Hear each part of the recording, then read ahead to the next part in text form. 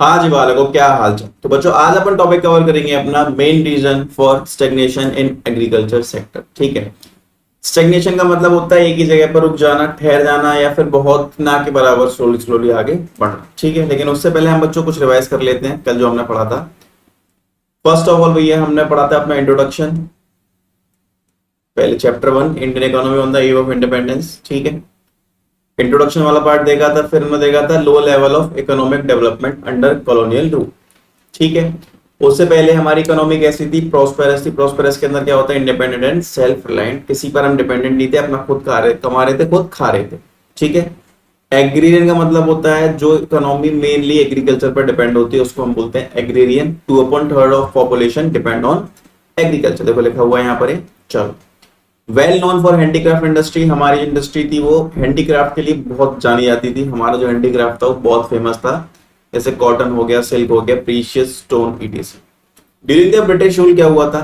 Economic policies of colonial government were concern with protection and promotion of their interest. British government क्या करती थी?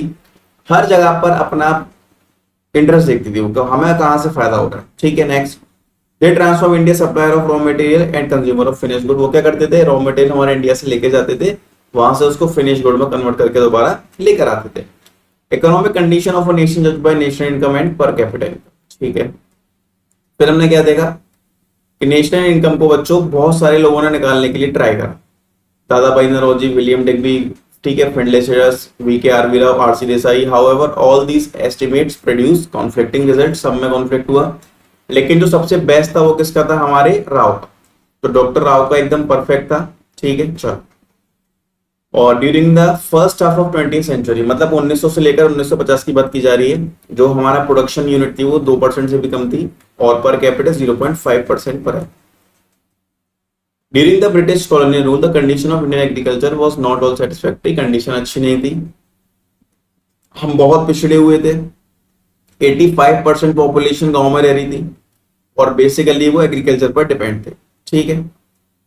चलो, despite the large population engage in agriculture sector the economy still not self sufficient in the food. मतलब इसका मतलब ये है हमारी जो मेजरली पॉपुलेशन थी वो गांव में रह रही थी, लेकिन उसके बाद भी उनके पास खाने के लिए खाना नहीं था। ठीक है। चलो, अब हम आगे बढ़ते हैं। ये पहले पिछली वीडियोस की बात है। अब बच्चों आज हम पढ़ेंगे main reason for stagnation in agriculture sector, and the first one is permanent settlement system. ठीक है। इसका एक नाम और होता है भैया, जिसको हम बोलते हैं लैंड सेटलमेंट। एक नाम और होता है इसका लैंड सेटलमेंट सिस्टम। ठीक है। अब इसको हम एक समझते हैं कहानी के थ्रू। मैं इधर बना रहा हूं एक कहानी, बच्चों देखो ध्यान से। ब्रिटिशर्स क्या करते थे? ब्रिटिशरों के पास जमीन थी। ठीक है। तो यहां पर किसान खेती करते थे जमीन पर, जिसको हम पीजेंट बोलते हैं इंग्लिश में। तो वो खेती करते रहते थे। तो बच्चों होता क्या था? किसान जो खेती करता था तो वो उसके लिए रेंट पे करता था ब्रिटिशर को। ठीक है। और खेती में कुछ काम भी होता था, जैसे कि फर्टिलाइजर वगैरह लगना है, खाद लगना है, बीज लगना है। गांव में तुम्हें पता होगा, तुम गांव से बिलोंग करते हो तो।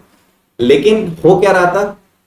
ब्रिटिशर उन चीजों में ध्यान नहीं दे रहे थे, वो केवल पैसे कलेक्ट करने में लगे थे। एक तरह से रेंट आता था, उसको कलेक्ट करने में लगे रहते थे। फिर ब्रिटिशरों ने क्या करा? ब्रिटिशरों ने एक दलाल बनाए। हिंदी में बोले तो दलाल बोल सकते हो उनको। ठीक है। इनको हम बोलते हैं जमींदार। तो ब्रिटिशरों ने बोला भाई देखो, हम तुम्हें एक अथॉरिटी दे रहे हैं, हम तुम्हें बना रहे हैं जमींदार, ओनर ऑफ दिस लैंड। इस जमीन के तो वहां से मालिक हो। ठीक है। तुम्हें हर महीने हमको इतना पैसा देना पड़ेगा, एक तरह से रेंट हमें देना पड़ेगा। हाँ भैया देना पड़ेगा। तो बच्चों ये जो सेटलमेंट सिस्टम है ना, इसको लॉर्ड कॉर्नवालिस लेके आया था।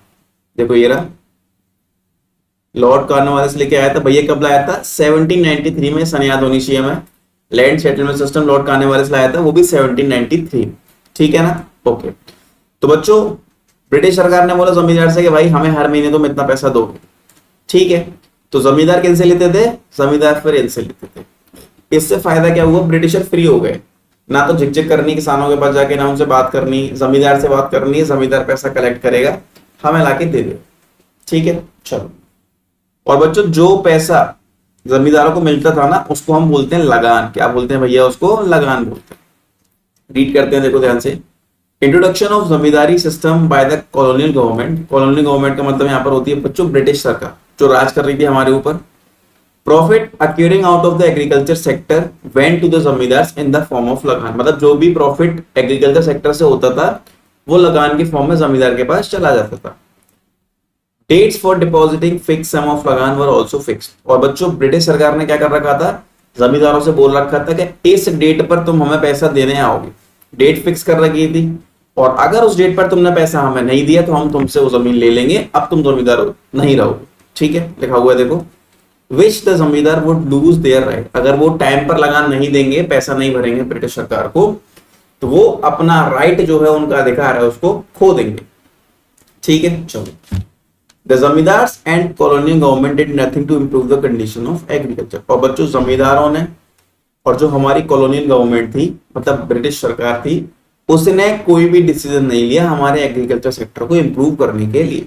ठीक है, चलो नेक्स्ट। अब बच्चों इसके अंदर एक लॉ भी आता है, इसके अंदर एक सनसेट लॉ भी होता है।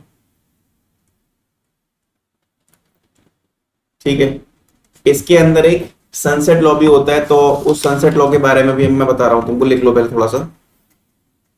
दी sunset law was introduced in Bengal. इसको बंगाल के अंदर लाया गया था बच्चों। The sunset law was introduced in Bengal by which it was decided that जमींदार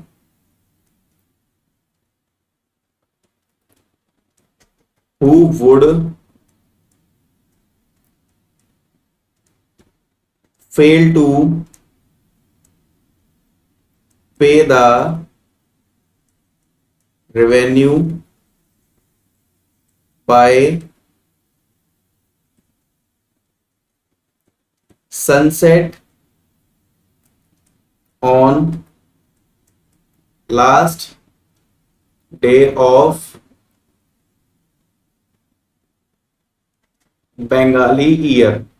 ठीक है, कहने का मतलब ये है यहाँ पर बच्चों, सनसेट लॉ क्या था, ब्रिटिश सरकार ने कही थी कि अगर तुमने हमको जो बंगाली कैलेंडर होता है ना, जो बंगाली ईयर होता है, बंगाली ईयर के लास्ट दिन होगा, अगर उसका सूरज ढलने से पहले तुम्हें हमको पेमेंट करना हो।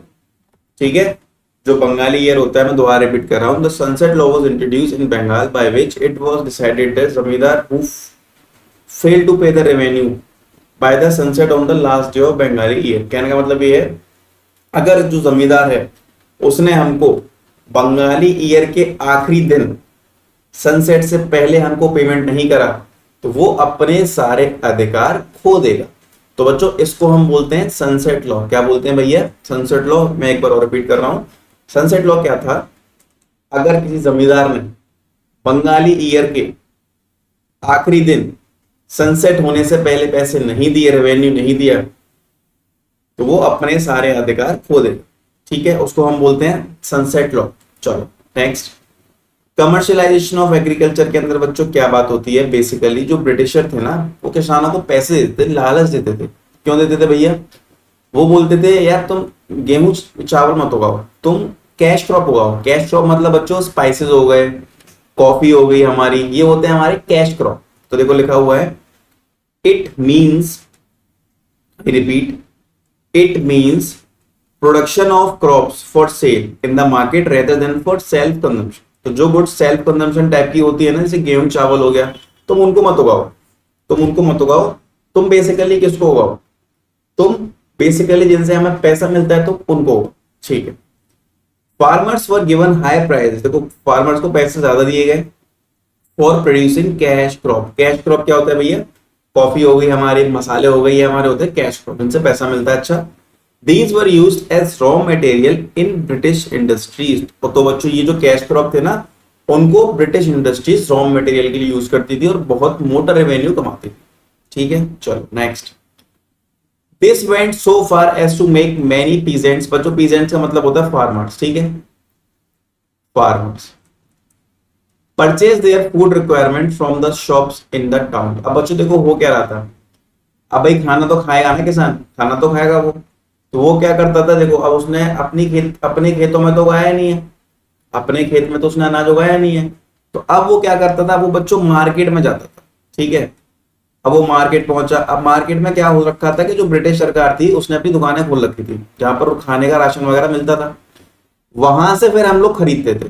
देख रहे हो कितना उल्टा हुआ है, मसाले उगा रहे हैं हम, कैश क्रॉप उगा रहे हैं, ठीक है, लेकिन अपने खाने के लिए चीजें हम कहां से खरीद रहे हैं, मार्केट से खरीद रहे हैं। वो दुकानें किसकी थी, वो दुकानें थी हमारी ब्रिटिश सरकार की, ठीक है। चलो next, this was responsible for frequent famines. Famines का मतलब होता है बच्चों भुखमरी, तो इससे क्या हुआ, हमारे इंडिया में भुखमरी आना स्टार्ट हो गई in India during British days. Okay next, low level of productivity. तो बच्चों जब हम प्रॉपर टेक्नोलॉजी का इस्तेमाल नहीं करेंगे, प्रॉपर इरिगेशन फैसिलिटीज नहीं होंगी, ठीक है, इरिगेशन का मतलब होता है खेतों में सिंचाई करना, नेग्लिजिबल यूज ऑफ फर्टिलाइजर की यूज नहीं करेंगे हम, तो हमारे खेत में प्रोडक्टिविटी कैसे आएगी, वो कैसे होगा पाएगा, ठीक है। British spend very little on agriculture, technical and mass education, और ब्रिटिश सरकार ने बहुत कम खर्च किया था हमारे एग्रीकल्चर पर, टेक्निकल पर और मास एजुकेशन, ठीक है। चलो next, adverse effect of partition. अब बच्चों कुछ नुकसान हमको, जब हमारा भारत देश टुकड़ों में बटा था, एक साइड हो गया था पाकिस्तान, एक साइड हो गया था बांग्लादेश, ठीक है, एक साइड हो गया था पाकिस्तान, एक साइड हो गया था बांग्लादेश, तो देखो हुआ क्या था, India's agriculture population received a further setback due to country's partition at the time of independence, ठीक है। बच्चों पार्टीशन के टाइम पर भी हमको बहुत बड़ा नुकसान हुआ था, भैया कैसे हुआ था वो सीखते हैं।